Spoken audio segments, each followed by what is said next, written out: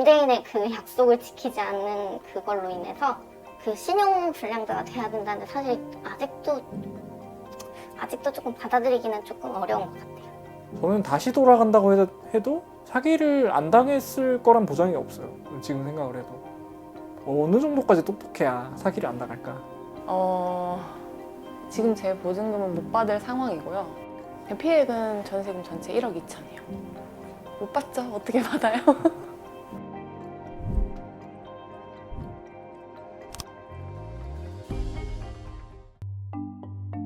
이제 결혼이라는 것을 염두로 하고 이제 집을 구하던 와중에 투룸 전세를 찾게 되었었습니다. 아무래도 이제 월세로 매달 나가는 고정비보다 이제 전세 대출을 받아서 이자가 훨씬 저렴하기 때문에 선택을 했던 게 제일 컸고요. 은행 대출이 나오는 집이면 조금 더 안전하겠지. 집주인이나 부동산에 대한 권리 심사를 한 번 더 거치는 거잖아요. 그래서 그런 면에서 좀 더 믿었던 것도 있어요. 다른 아파트들은 구축이 많았는데 거의 다 2억은 기본으로 넘고 3억도 넘는 데도 있었어요. 근데 방도 적고 평수도 작은데 그 정도 금액이었거든요. 풍납동 쪽에 집을 봤을 때는 그 신발장에 있는 손잡이를 딱 잡았는데 손잡이가 딱 떨어진 거예요. 여기가 사람 사는 집이 맞나 싶을 정도로 되게 허름하고.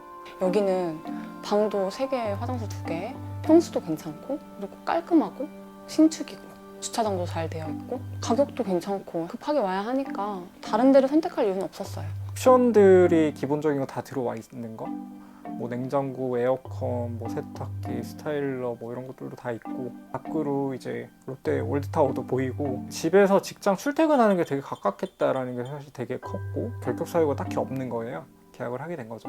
근데 이 집이 너무 싸다 보니까 한번 등기부 등본이라는 걸 떼봤어요.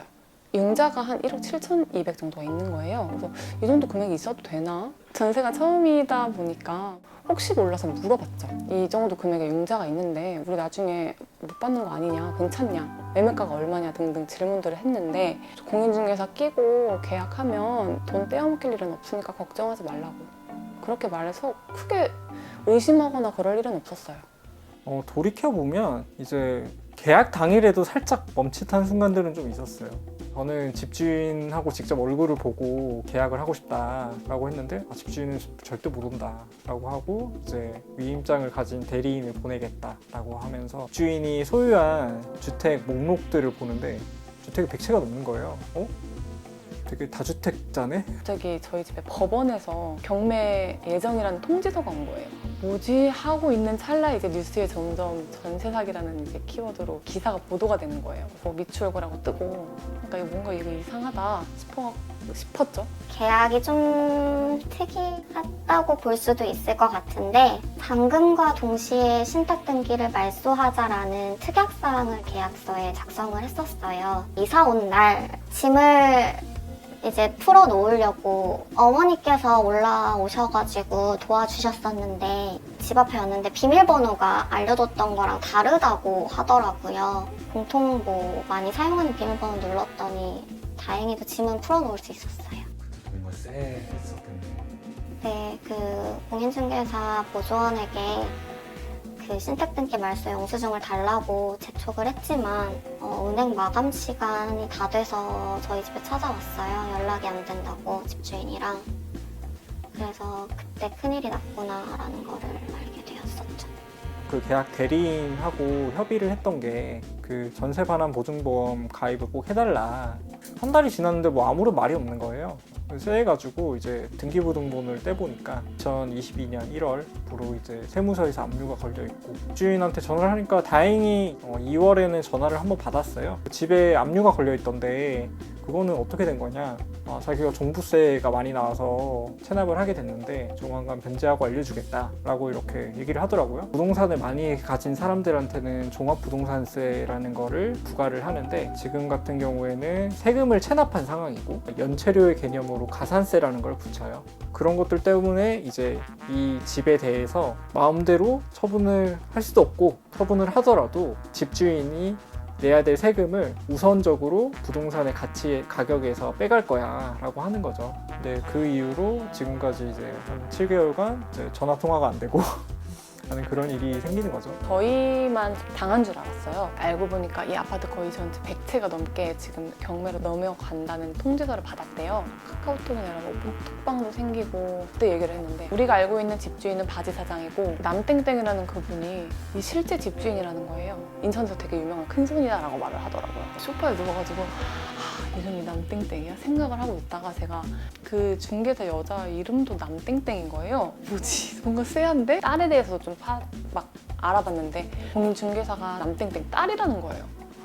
작정하고 우리한테 그랬구나라는 생각이 들어서 그래서 이 사람들이 진짜 어떻게 살아왔는지 이 사람들은 뭐 하는 사람들인지 뭐를 계획했는지 이제 막 파기 시작했어요. 저는 밥도 못 먹고 맨날 밤새 갖고 알아보고 그 돈을 가지고 세상에서 잘 살아가는 모습을 제가 보고 싶진 않더라고요. 이 사람들을 어떻게든 괴롭히고 싶은 거예요. 저는 악해지더라고요. 그건 좀 슬펐던 것 같아요.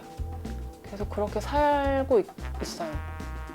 제가 가장 억울하기도 한 부분인데 공인중개사는 저한테 임대인과 계약해도 무방하다라고 말을 했었고 위험성을 고지해주진 않았어요. 정말로.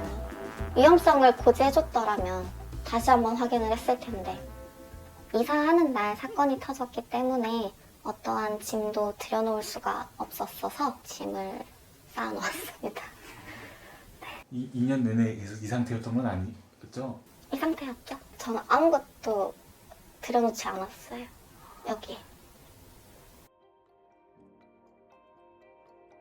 이제 조금 더 알아보니까 이게 세입자가 조심한다고 될 일이 아닌 거예요. 집주인이 세금을 얼마나 체납했는지 그 여부는 임대인이 알려주지 않으면 알 수가 없고 보증보험 가입이 가능한 집주인인지 이런 여부를 알 수가 없어요.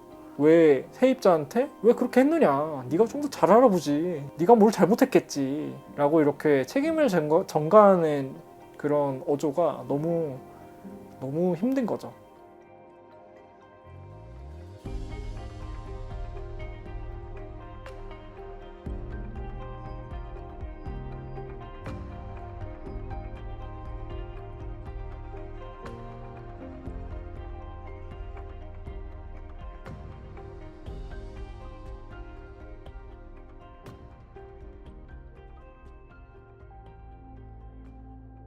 한국에만 전세제도가 있잖아요. 사실은 전세를 가지고 이렇게 돈놀이를 하고 부동산을 사고 자산 증식을 하고 이런 시대가 좀 저물고 있는 거 아닐까 이런 생각은 좀 드는데 저는 이런 전세 보증금을 가지고 이렇게 집을 사고 하는 과정에서 아무런 제지가 없었다는 게 너무 놀랐었고 이 사람이 갖고 있는 집이 2,700채가 된다고 했어요. 그 돈이 1억이라고만 쳐도 얼마예요? 2,700채나 이 집주인이 갖고 있을 수 있던 건 세금을 내니까 가만히 둔 건지 전세 보증금을 돌려주지 않은 게 이렇게 처벌이 경미한지도 몰랐고 임대인이 한 말이 있어요. 정부에서 대출 규제 때문에 내 돈을 돌려주지 못한다. 그 전에는 이렇게 부를 축적하는 거가 정부에서 대출이 됐기 때문에 그러고 나서 대출 금리가 인상이 되고 정작 해결할 수 없을 때는 세입자에게 그 모든 책임을 돌린다는 게 되게 아직도 저는 이해가 안 가요. 이미 한 2년 뒤면 주택도시보증공사에서 이제 갚아줘야 될 보험금이 너무 많아서 보증보험 가입이 아예 전면 중지될 수도 있다라고 하는 걸 보면 왜 이런 것들을 고치려고 하지 않지? 보증금이 어디 있는지 모르겠어요. 솔직히 말해서는 쉽사리 이렇게 돌려받기도 조금 어렵고 아마 저는 예상하건대 신용불량자가 되지 않을까 지금 생각하고 있고 개인회생을 하더라도 사실 직장생활 8년 동안 하면서 계속 모아놨던 돈도 없어졌고 아직도 마음이 너무 무거운 것 같아요. 피해액은 전세금 전체 1억 2천이요. 못 받죠? 어떻게 받아요? 이거 못 받아요. 불법 점유를 하고 있다라고 집 앞에 쪽지가 붙었었어요.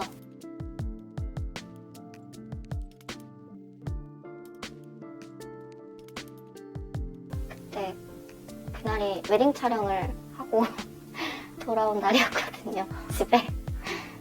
사실 저는 굉장히 밝고 긍정적인 사람이라고 자부하면서 살아왔거든요. 힘들어서 그 도움을 요청하는 그 번호를 눌러봤거든요. 살면서 한 번도 그런 거를 생각해 본 적이 없었는데 글쎄요, 나아질까요? 안 나아질 것 같아요. 1, 2주 지났을 때는 자책을 정말 많이 했어요. 조금 더 알아보지 않고 계약을 했을까 이런 자책도 되게 많이 했고 가족한테도 얘기하기 어렵고 외롭기도 하고 벅차기도 하고 뭐 법적 대응을 한다면 이제 이거는 가족들도 알아야 될 것 같다. 이제 뭐 누나한테나 이제 어머니한테 얘기하고 저는 사실 좀 혼날 줄 알았어요. 계약을 왜 그렇게 했니? 뭐 서울에서 그 왜 생고생을 하고 있니? 뭐 내려가라 뭐 이런 어머니가 그런 얘기를 하셨어요. 그 부모가 돼서 이제 서울에 집을 사줬으면 뭐 이런 일이 없었을 텐데 집을 못 사줘가지고 뭐 그래서 이런 일이 생겼나 뭐 가슴이 찢어지는 것 같고 그랬죠. 네.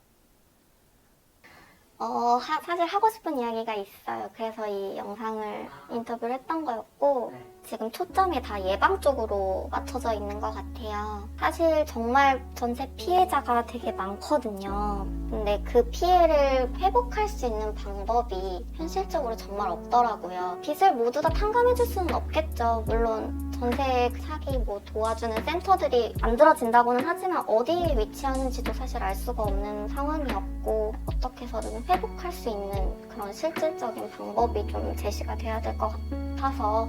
이 집이요? 정이 다 떨어졌죠. 뭐. 예쁘게 잘 꾸미려고 노력은 하지만 정말 안 좋죠. 빨리 나가고 싶어요. 얘도 전세 사기를 피할 수 있을까요? 아니요. 절대 못 피하죠. 작정하고 달겨드는 사람들한테는 절대 피할 수 없다고 생각해요. 아, 왜 이런 일들이 발생할 수밖에 없는 구조일까? 그런 깝깝함? 그런 분노는 있는데 이제 일상을 되게 좀 잘 살아내려고 하고 평범하게 지내려고 노력을 많이 해요. 단단해져야겠더라고요. 네, 그래서 그렇게 된 거죠. 제가 남편한테 2개월 전에 했던 말이 있어요. 이렇게 길게 시간이 지날 줄 알았으면 집도 꾸며놓고 운동도 가고 내가 하고 싶은 거 하면서 살걸. 그냥 하루하루 일상을 사는 게 진짜 어렵겠지만 하고 싶은 거를 꾸준히 하시는 게 정신 건강에도 좋을 것 같고 밖에 나가서 조금 산책이라도 조금은 도움이 되지 않을까. 제가 하지 못했거든요, 그렇게.